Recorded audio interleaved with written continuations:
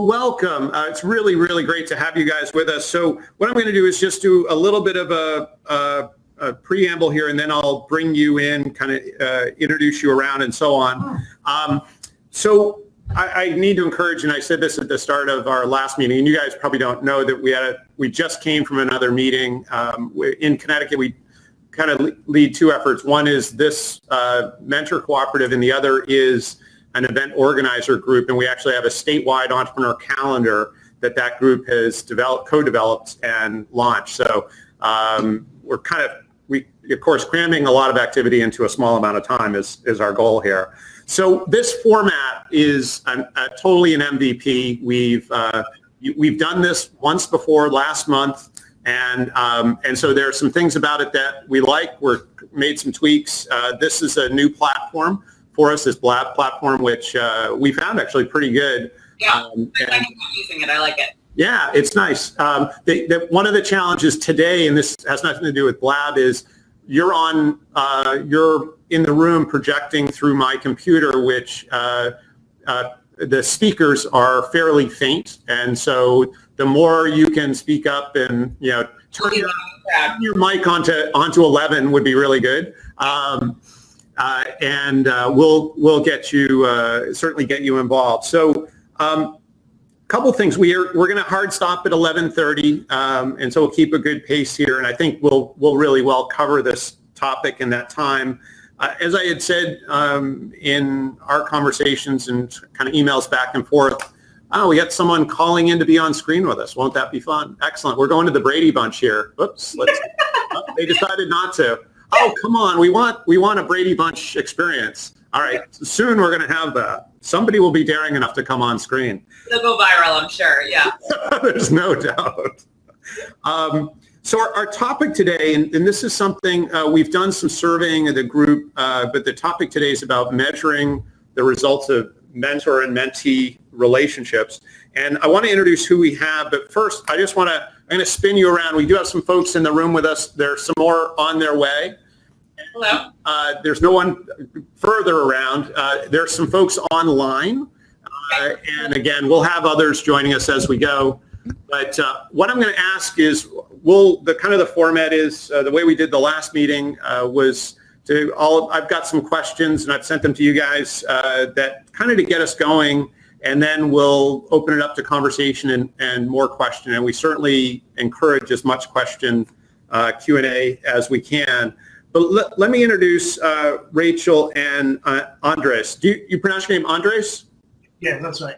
So Rachel Speakman is the Director of Programming at Mass Challenge, and Andres Medina Mora is the mentor program intern. So Rachel's been with Mass Challenge a little over a year, and actually I immediately went to your Twitter and I said, okay, so besides Mass Challenge, which for those that don't know, is the largest accelerator in the world, 128 ventures exit every year. They give over $2 million in equity-free funding. It's the big gorilla. Yeah, absolutely. And you guys have made all the mistakes, and so now you've systematized everything, right? Everything operates perfectly. No problems here. Everything operates perfectly every day. We just find a new level of problem to create, right? Is that usually the way it goes? And also, Andres is exceptionally interesting. Besides his work at Mass Challenge this summer as an intern, you're also an MBA candidate at Babson. And again, went to your Twitter. I found out you're passionate about technology and building new ventures, proud husband and father. And I didn't mention about Rachel what I wanted to, which was you're a people lover, which is cool. We need to talk more about that because people are terrible. Stop. Innovation dreamer, a runner. You've done some triathlons, and a dog owner and a lifelong learner. So we need to know more, but that's all we can get in 140 characters. So that's it. So why don't we do this? And I'm going to ask the folks who have questions, as they have questions, whether in person or the folks who are virtual, make sure you introduce yourself. Tell us your name and organization so we have a more of a sense of of what you do, and certainly so that we give Rachel and Andres a little context for communicating back. So the first question I have for you is, and this is less about sort of the topic and more about Mass Challenge, but can you give us more of a thumbnail than 128 ventures and $2 million in equity-free funding. Tell us more about Mass Challenge and what you all do. Yeah, so you hit the stats right in terms of every year we take 128 companies. This year we had 1,600 companies apply for those 128 spots in Boston. We have 5 global locations now, and we are expanding globally. I think what's even more interesting is the origin story of Mass Challenge. It was started by John Harthorne, who was at Bain and really working with a lot of large clients, and saw that startups were fighting for different resources, and kind of had this Jerry Maguire type moment of why are people waiting in line why are startups waiting in line to talk to lawyers and strategy consultants and et cetera? Why isn't it the other way around? Why startups actually create new jobs? They create the economy. They're just at the heart of everything that's like the opposite of corporate greed, if you will, in terms of the hustle and I don't want to say every corporation has corporate greed, but we're in a small conference room, so it's a little hard to have us both in the frame. But so that is really where the origin was. A Mass Challenge was born, which is how do we what we call create a larger pie. So create more resources, create more jobs, create more value for the world around us, and that's really where Mass Challenge was born. This is our 7th program year here in Boston. We have graduated 835 companies to date that have raised over $1 billion in funding and created about 7,000 jobs. You have to do $1 billion when you do that? Yes, I will incorporate that next time I give the thumbnail. 1 billion, exactly.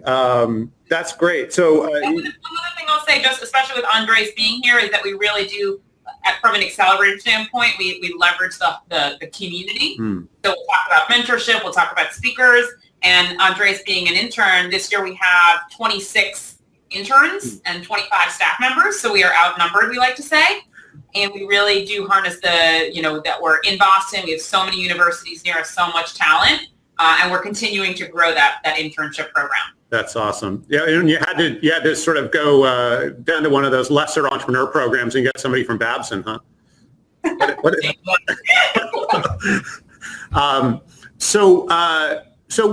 And Mass Challenge also does boot camps, and you also have some international locations now as well, right? What's your footprint today? Yeah, so today so our physical footprint is in 5 locations, like I said. So it's Boston, London, Jerusalem, Mexico City, and Lausanne, Switzerland. Another model that we have is this boot camp Bridge to Mass Challenge program, it's called, where we are working with local governments on the ground. So that's actually how Mexico City was born, is we were working with, Zapopan it's called? Reto Zapopan. Reto Zapopan and their local government to create mini Mass Challenge boot camps on the ground, and then the winners of that on the ground boot camp in the city actually come to Boston for a week. We just launched one with Australia. We have one with Spain. We had French entrepreneurs here, Moroccan entrepreneurs, so we have more of a global footprint in that way. Cool. Well, maybe we can transition to talking about measuring sort of the results of mentor and mentee relations. So how important is it, sort of why do you do it? And I guess maybe you could walk us through a little bit about, kind of what you do in terms of mentor-mentee relationship measurement. And just before I get into that, Bill, I just want to understand the audience are running mentorship programs. They're thinking about becoming, I know you explained over email, but it'd be helpful to sort of get a sense of who's in with you. Yeah, so I think you actually highlighted it really well. So there are some folks with us who have existing mentor programs and have run them for many years, and then all the way down, or all the way to folks who are in the formation stage. So building a mentor network, and so they're maybe had more flexibility in terms of the structure that they can adopt quickly. So yeah, but really the whole range, and everywhere from university representation to more private accelerators and incubators, to a variety of economic development folks. Okay, great. And so there, one of the reasons I asked too is when we get into the conversation part, I'd love to hear what other people are doing. We definitely have one approach. We are not perfect. We're trying to continually improve the approach. I run mentorship programs in 2 other jobs prior to this, so I know everybody sort of brings a unique perspective. So I'd be happy to hear what people are, either really feel like they've hit the ground running on a certain model or a certain kind of framework, or are really struggling on. Cool. Awesome. With that in mind, I'll just sort of talk through the mentorship program at large here, and Andres, who's working on the day-to-day of it, very closely can sort of weigh in. But sort of 3 key pillars to the mentorship program Mouse Challenge. One is it is a mutual matching process. So we are not assigning teams to mentors and saying you have to work together for 4 months. We set up the conditions by which teams can meet each other. So we do that through our dashboard, which is our intranet here at Mass Challenge. It recommends matches for you. You can reach out to teams. It's LinkedIn and Facebook just for Mass Challenge, startups and mentors, and that was built in-house by our dev team. And all of our global locations use that. It's part of the Mass Challenge model, the dashboard. And then the second is we do these things called mentor matching nights. So we just wrapped up 6 evening mentor matching nights. I would say the average attendance was about 75 people, where we basically had mentors and finalists in a room and had a 5-minute structured conversation. It was speed dating for about 2 hours. That's awesome. So that's the first pillar, is that it's mutual matching. I would say the second pillar is that just as it's competitive to get into Mass Challenge as a finalist, it's competitive to become a mentor. So we do a vetting process. Many of our mentors find Mass Challenge through referrals, through some of our corporate partners, but it's not apply and you're in. It's a little bit more rigorous than that, and we're still kind of tweaking what that looks like. And I would say the third kind of potential unique proposition is that we are really building it for scale, especially as we grow globally. So I talked a little bit about how the dashboard was created for Boston, and now Israel's repurposing that. Same thing for the mentor matching nights. It's happening at scale across the globe. And we're thinking about how do we actually leverage our mentors here in Boston as we grow globally. So for example, our mentors here are now round 1 judges. I can explain what that means, but to get into Mass Challenge, there are 2 rounds to get in. So the first round is all online applications. So we've asked some of our top mentors to be judges for Mexico or Switzerland. And so they're getting a sense of, quality control and consistency as we grow. That makes total sense. And so as the relationships mature, as they begin getting together, what are the inputs that you get that create some type of metric at the end? Yeah, it's a great question. And I think, when I saw this topic, I was like, this is great. Like, we have room to improve in our mentorship program. Anything we can do to help, let us know. We have a lot of the systems down. I think because we vet both parties, some of it is trusting the system that good people are going to find each other. And then we're coaching the finalists on how to manage their mentors. So, for example, actually mentors are due this Friday. And we part of the requirement is what are the 3 goals you're going to be working on for the next 4 months at Mass Challenge. So I think everything we do sort of has this sense of urgency, because we like to say the accelerator is like here and gone. So what is August going to, what is July going to focus on? September and August.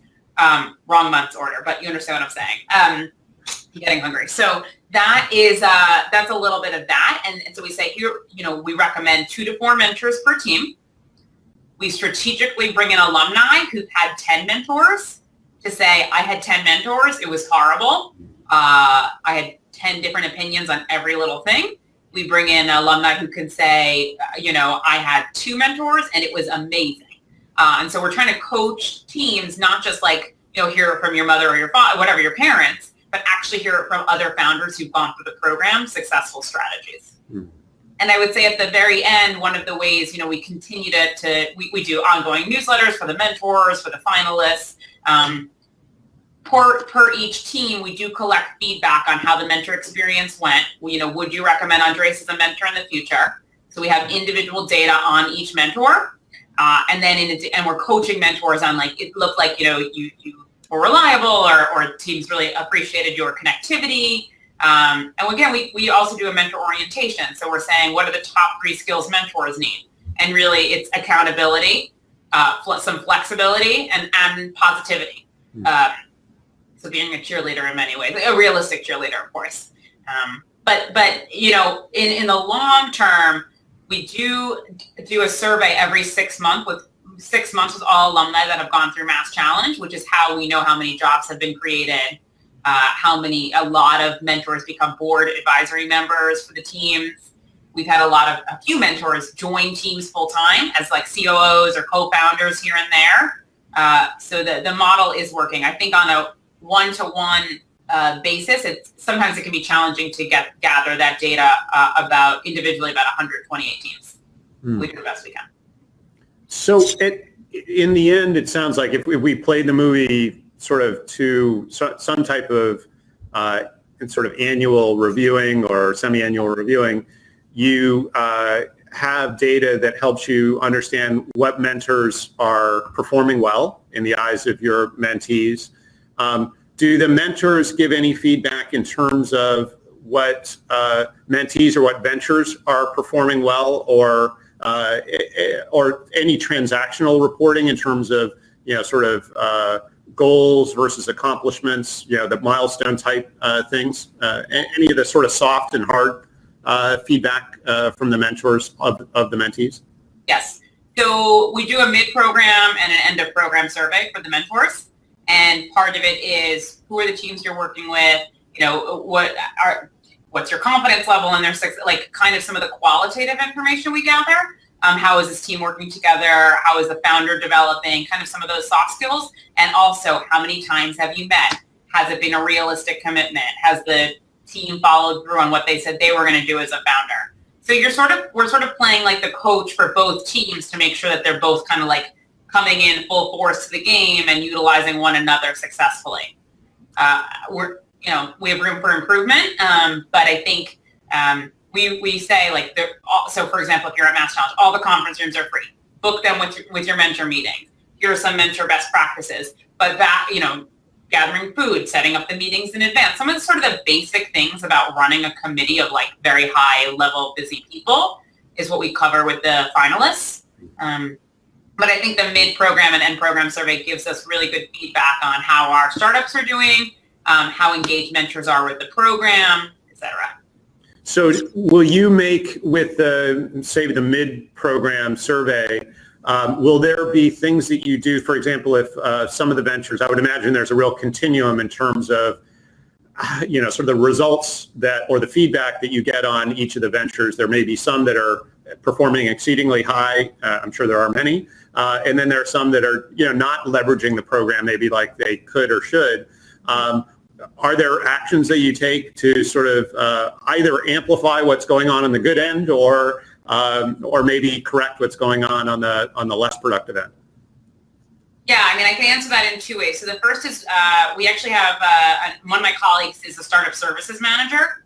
So her role, and she has a team of 7 interns working with her, is to actually understand where each team is. Are they attending the curriculum? Do they have mentors? Are they physically using the space? So it's a little more comprehensive than mentorship, but that's sort of a whole team in place to do just that.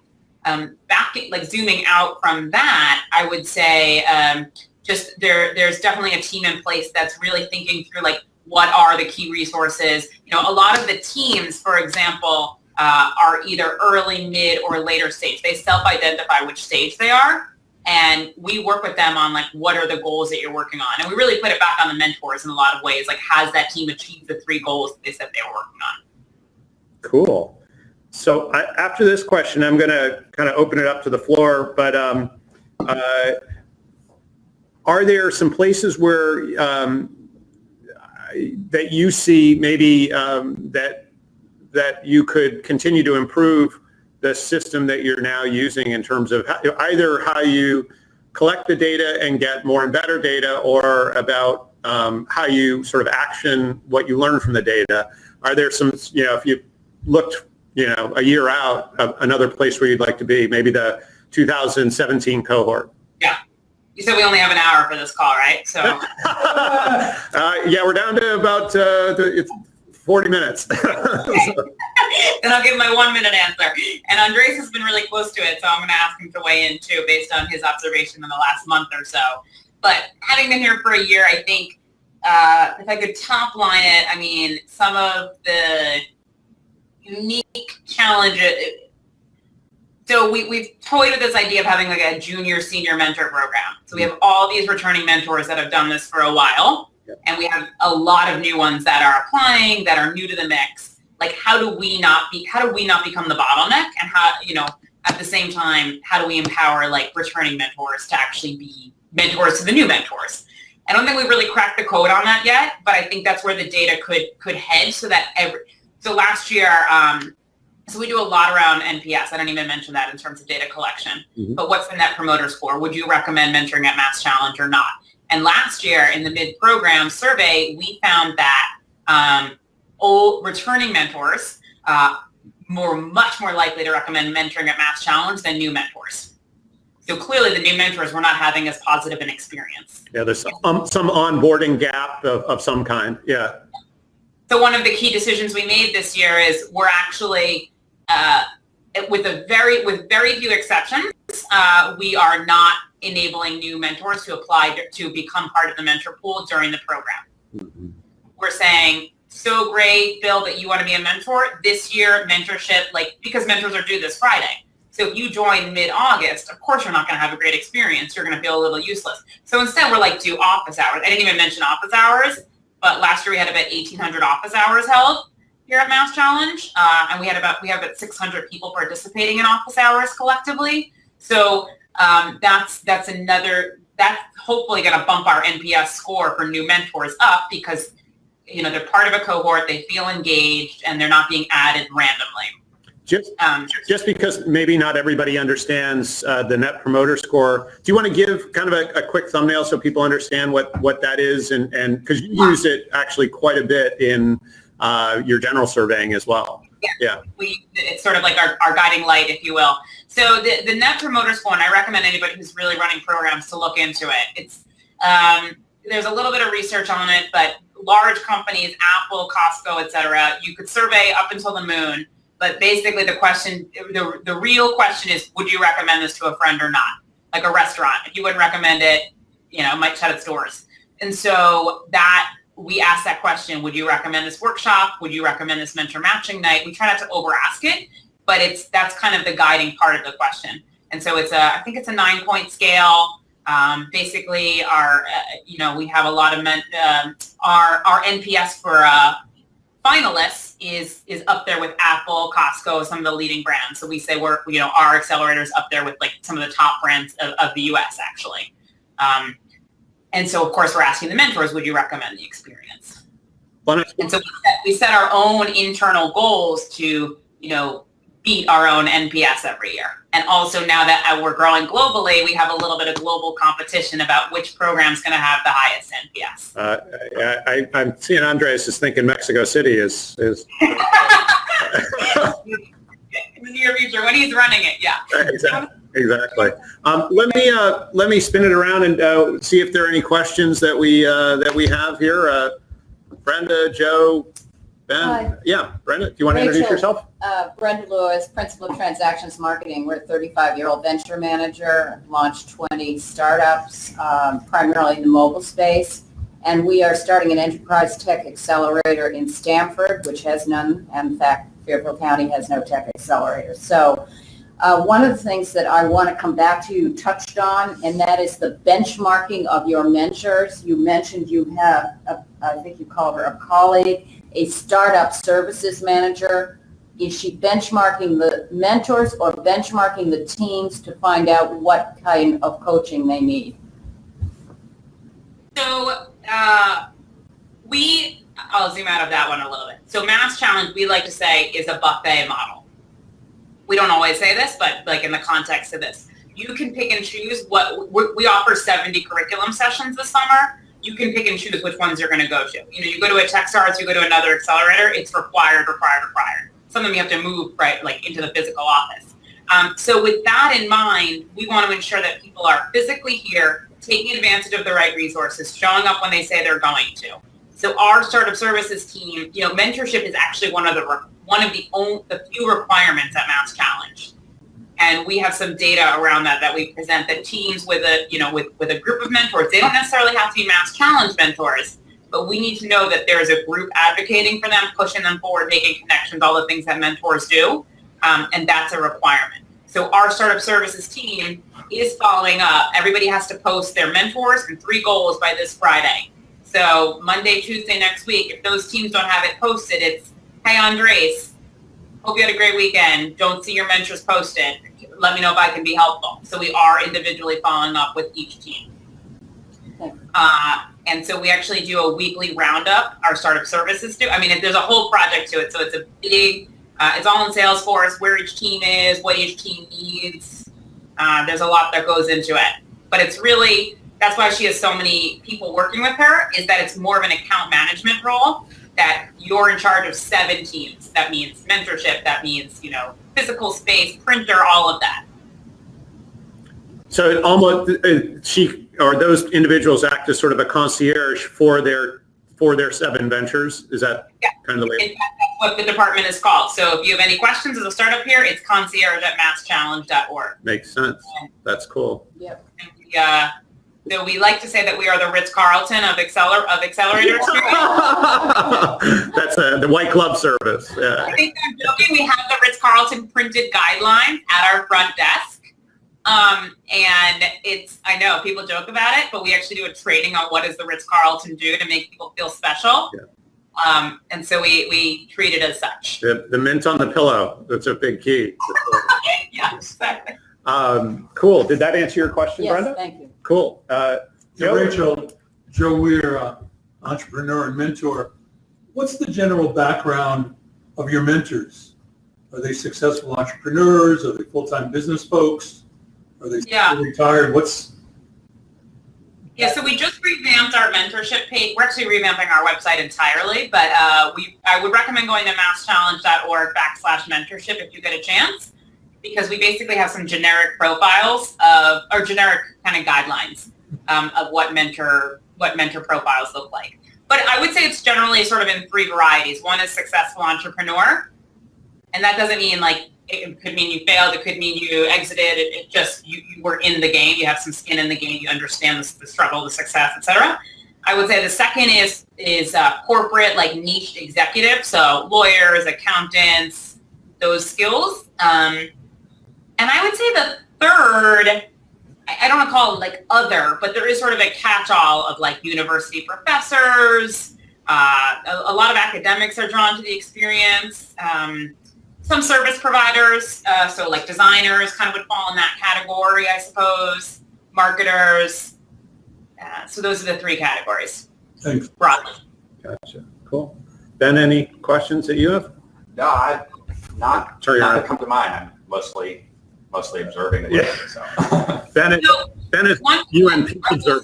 Yeah. Sorry, one thing I just thought of as it relates to the types of mentors, and we didn't really talk about this, is we keep a lot of metrics on the diversity of the mentors. So diversity of industry, diversity of gender, racial diversity, and we're trying to consistently beat our own metrics there as well.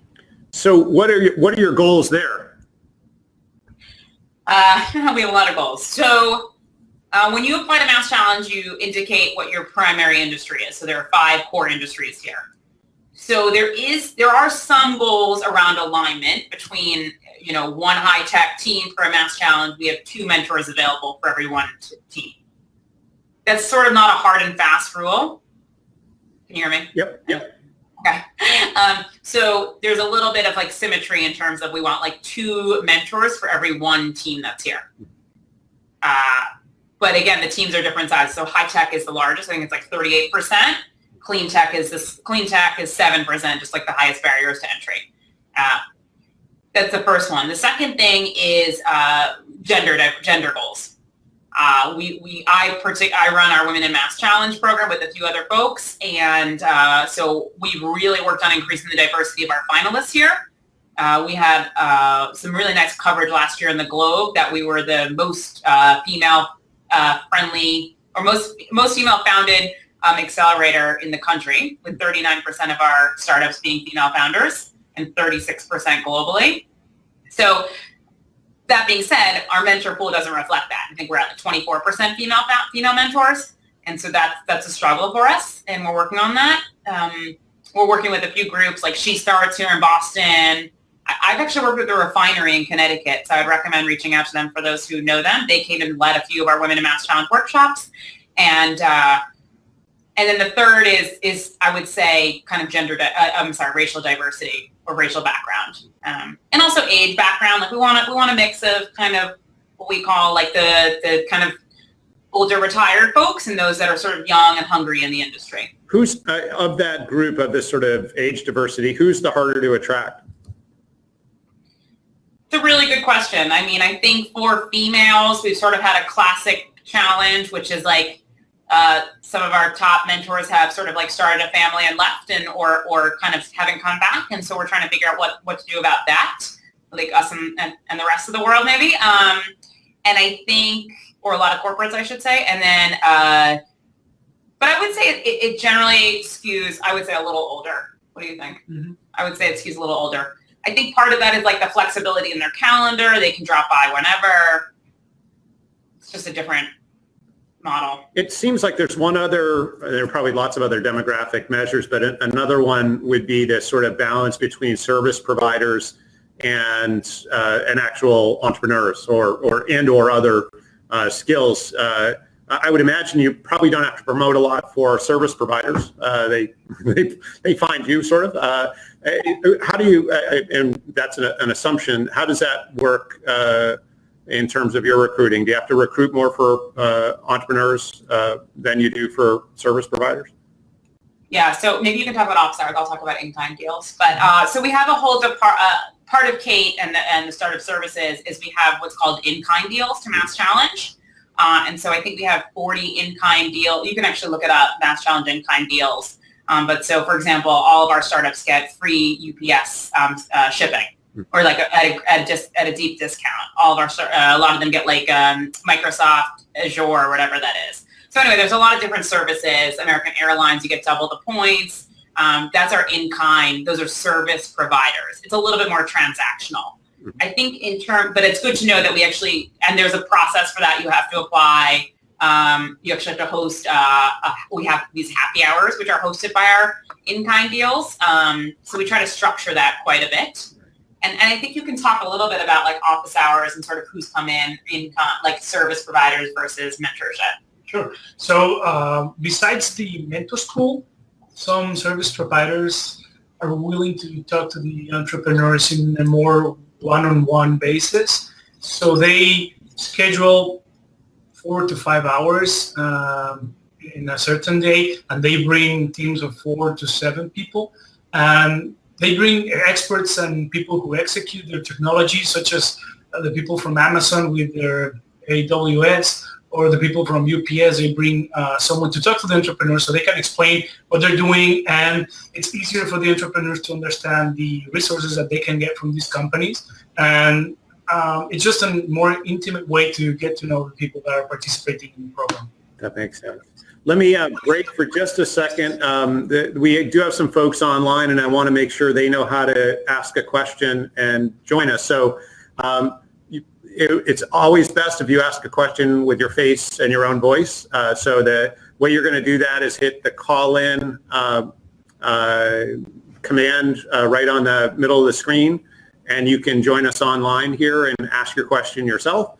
Or if you're more timid, you're more than welcome to use the letter Q and the / and put your question in the message bar. So either way, we'd love any online questions. Our real goal is to get you on the screen, though, because we need the screen to look like the Brady Bunch in some way. So let me go back to the folks in the room here who are involved in mentor networks.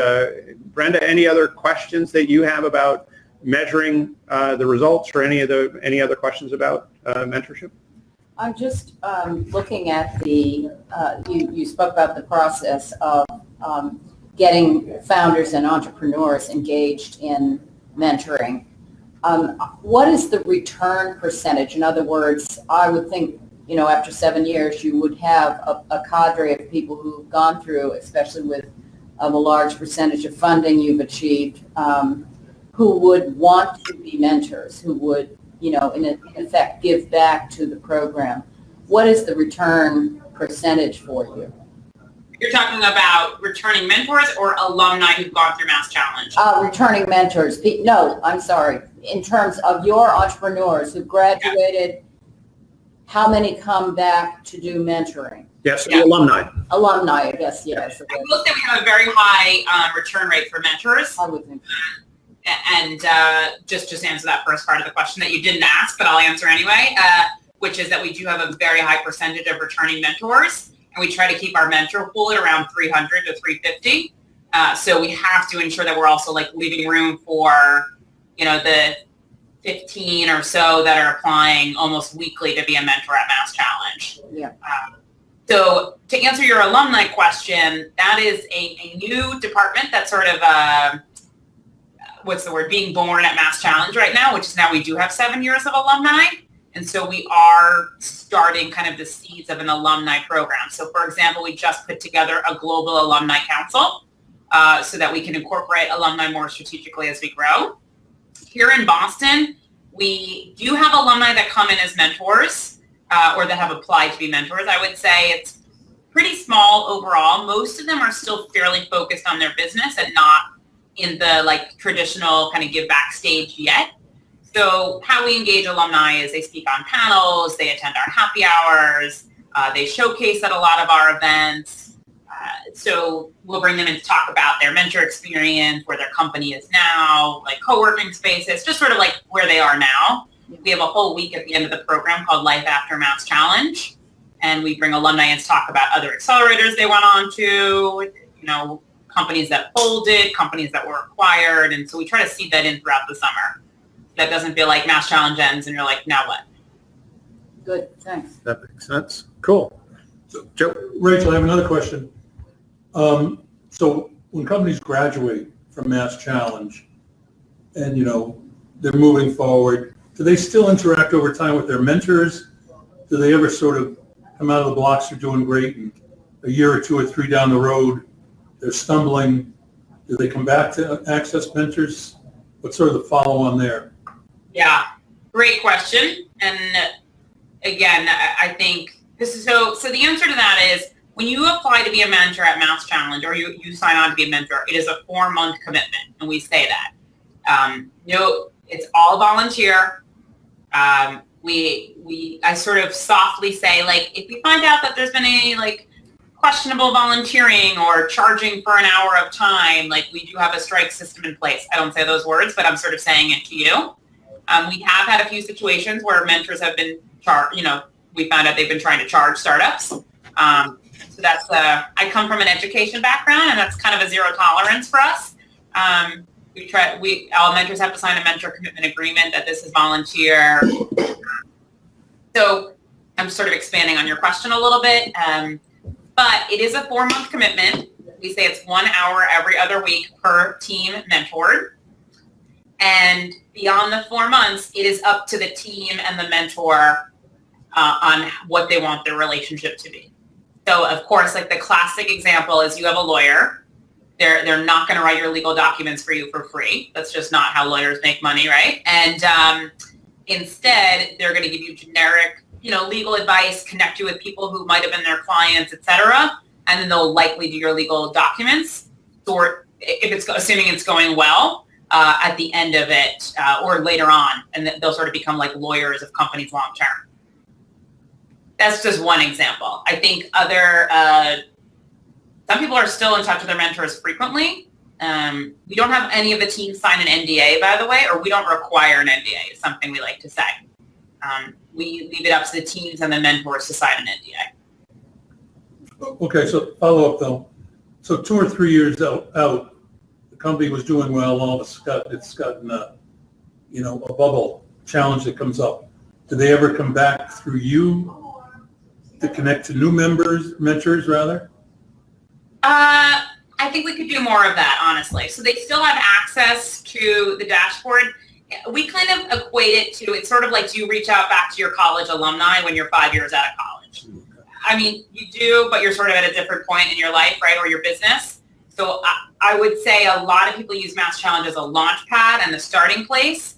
And some of them are in touch or they've been in touch with other people, but it's very similar to that, like 5 years out of college experience at present. Mm-hmm.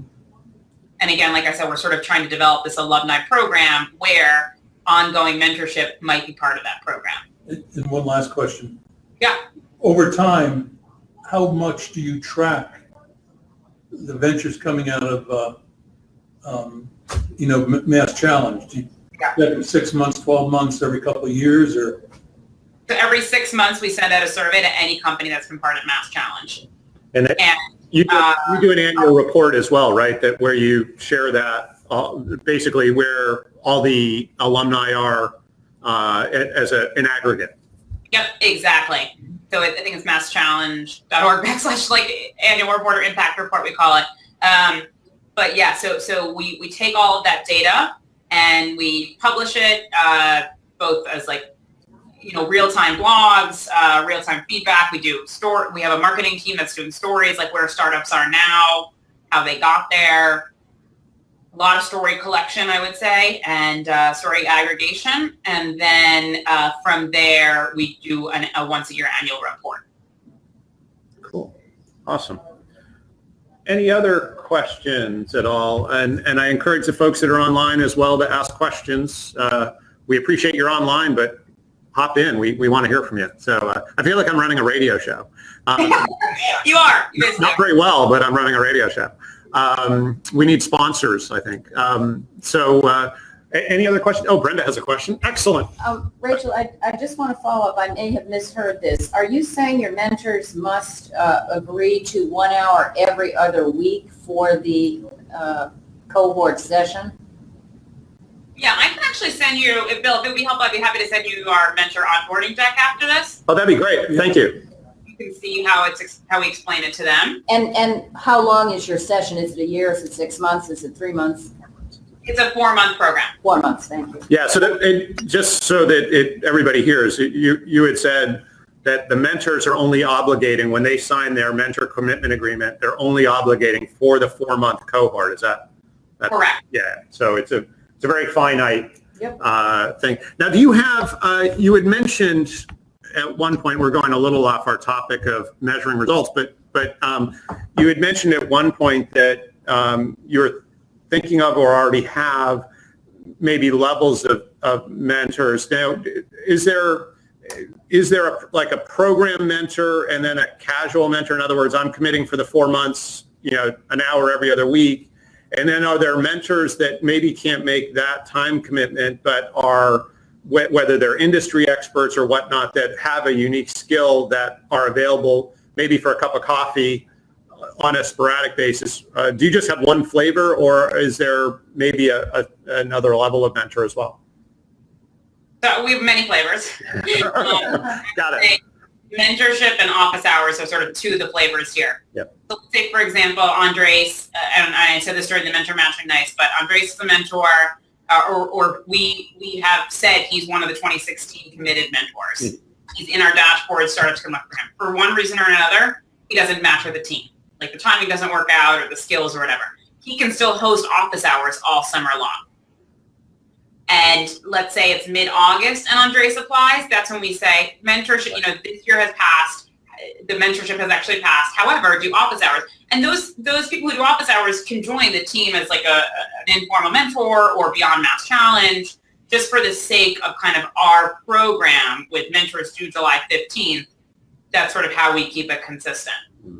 What I will say, however, is just this morning I got an email from somebody on our global team, which is we get some very unique and awesome opportunities, I would think, for mentors. So next week we're sending 3 of our mentors to Colombia to help with some of the Colombian entrepreneurship going.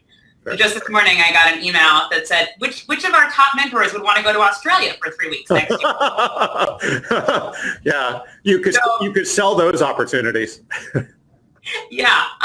So that's like, those are, ideally, we ask a good bit, but we try to reward as well, and we try to spread the reward. That's really cool. Yeah, no, that's a nice carrot.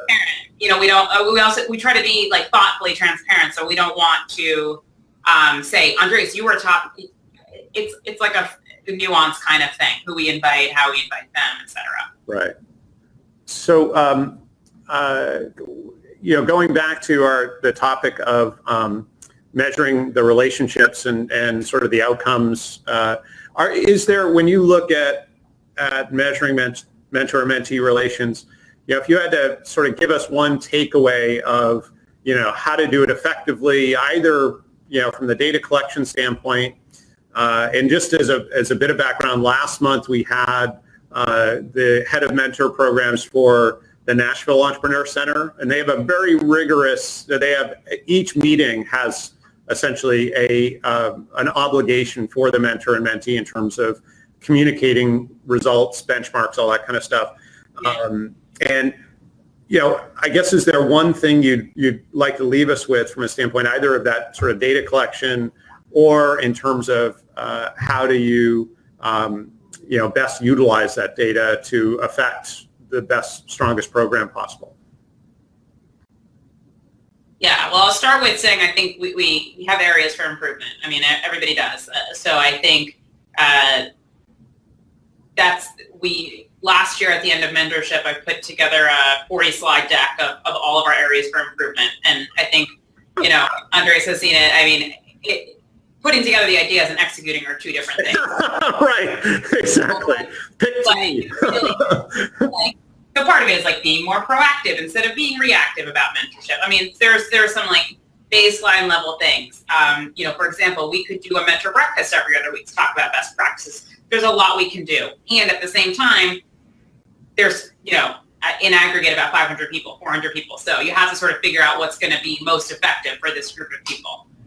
So we do newsletters, we do the mentor matching nights, we see all of our mentors at our key events. So anyway, those are just some of the things that I know we can improve on.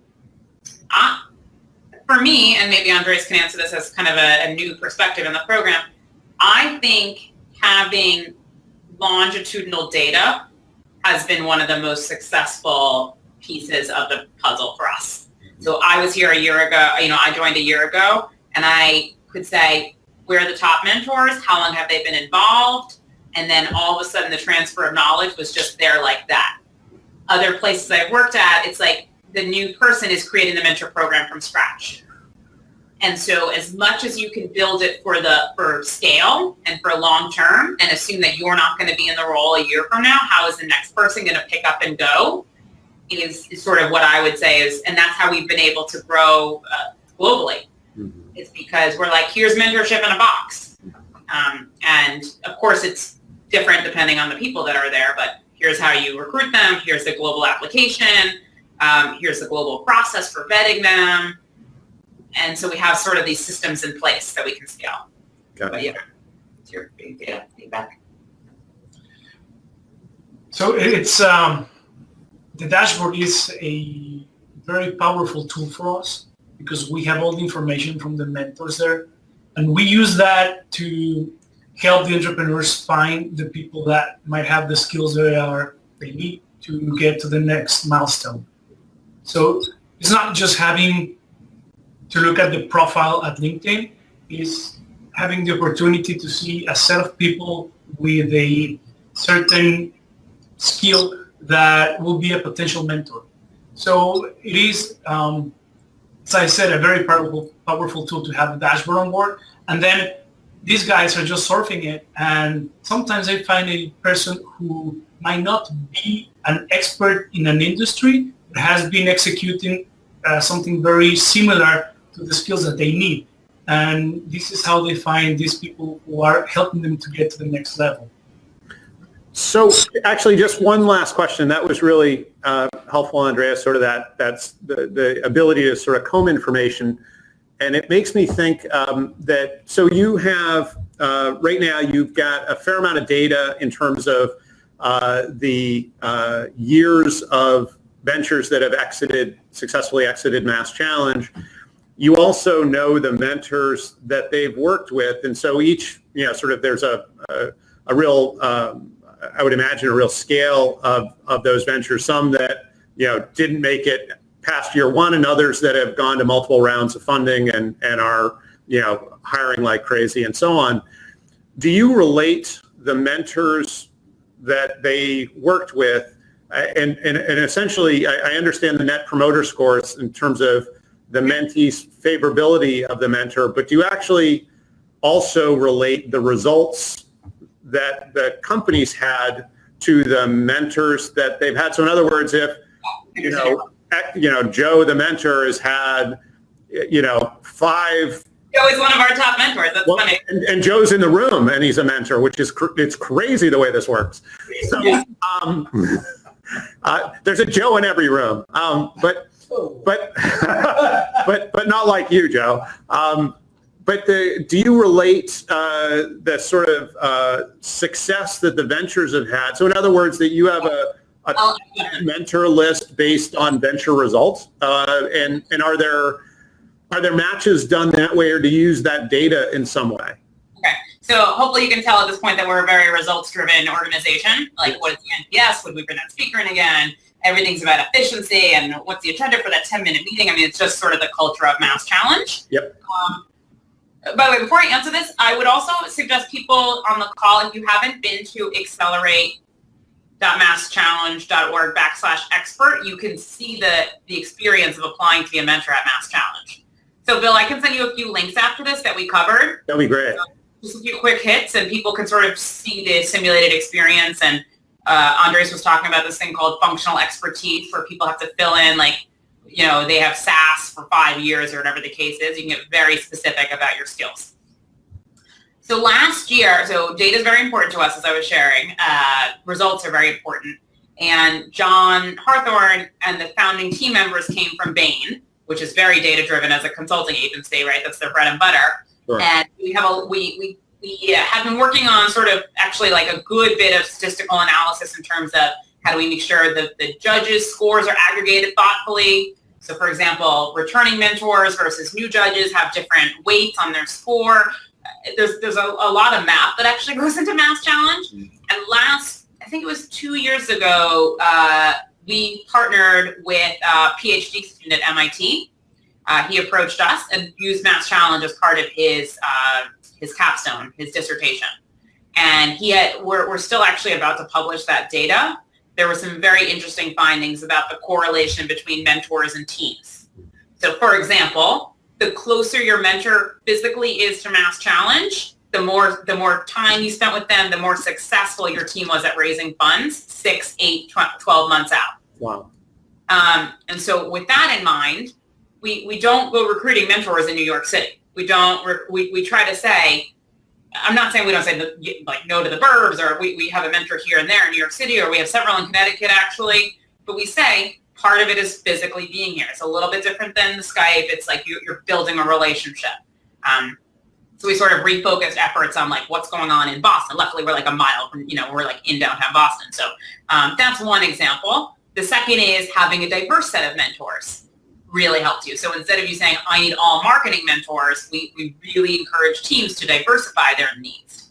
And maybe have 2 people with opposing backgrounds to actually sort of, kind of that whole diversity makes teams stronger Google approach. So we have used some of that, I'll call it really rigorous statistician data to inform some other elements of the mentorship program. That makes sense. Yeah, you now have a big enough data pool to really, I would think, make some great suggestions there. So we have about 2 minutes of just kind of sign-off business. Do you want to hang with us for that, or do you want to exit? I think we can exit. Do you want to say anything else before we go?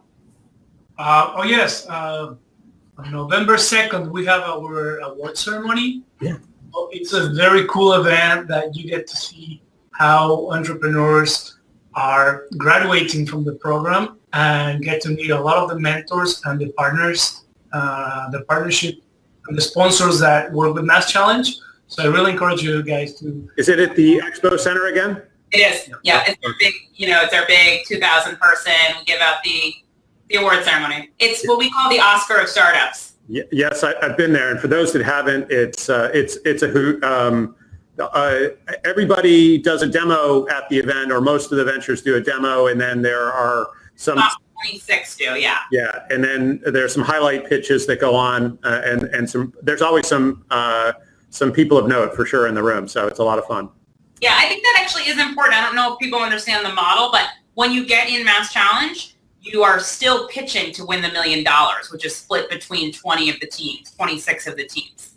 So you pitch again in mid-September to be eligible for that cash prize. That's awesome.